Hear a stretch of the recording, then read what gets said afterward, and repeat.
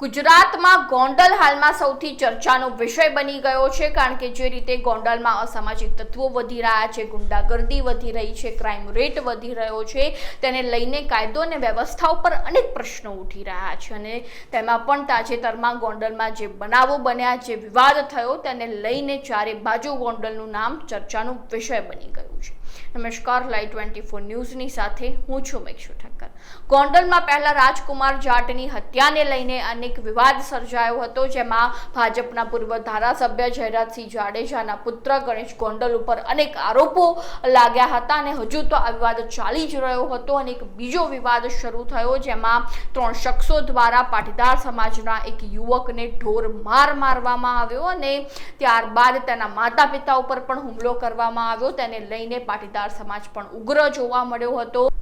અને આ વિવાદમાં ભાજપના નેતા જયેશ રાદડિયા, ભરત બોગરા સહિતના નેતાઓએ આ યુવક જેને ઢોર મારવામાં આવ્યો હતો, પીડિત યુવક છે, તેની મુલાકાત પણ લીધી હતી। એટલે કે આ મુલાકાત બાદ રાજકારણમાં ક્યાંક ને ક્યાંક ગરમાવો આ વિવાદને લઈને જોવા મળી રહ્યો છે અને તે વચ્ચે એવી ચર્ચાઓ ચાલી રહી હતી કે આ સમગ્ર ઘટનાને લઈને ગોંડલ આજે બંધ રહેશે, એટલે કે જે પણ ધંધા વેપાર હશે તે સમગ્ર રીતે બંધનું એલાન આપવામાં આવ્યું છે। તે રીતની ચર્ચાઓ પણ ચાલી રહી હતી, પરંતુ તે વચ્ચે પીડિત યુવકના પિતા દ્વારા એક મહત્વનું નિવેદન સામે આવ્યું છે, તે પહેલા સાંભળી લઈએ। હું સમીર લક્ષ્મણભાઈ સાટોડિયા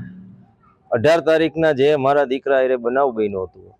તેમાં જે મારી માંગણી હતી અમારા પરિવારની, તેમાં બધાય સર્વે સમાજ મારી સાથે રહીને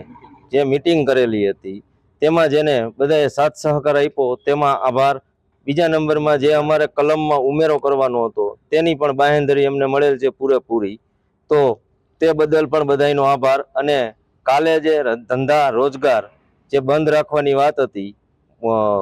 બંધનું એલાન હતું, તે મોકૂફ રાખેલ છે અને બધાએ ધંધા ચાલુ રાખવા। અને બીજા નંબરમાં બધાય સર્વે સમાજ, સર્વે આગેવાનો, સર્વે નેતાઓ બધાએ મને ફૂલ સહકાર આપેલો છે, તે બદલ આભાર। જે રીતે વાત કરવામાં આવી તો પીડિત યુવકના પિતા દ્વારા સ્પષ્ટપણે જણાવવામાં આવ્યું છે કે જે ગોંડલ બંધનું એલાન છે એ મોકૂફ રાખવામાં આવ્યું છે અને ચોક્કસથી જે પણ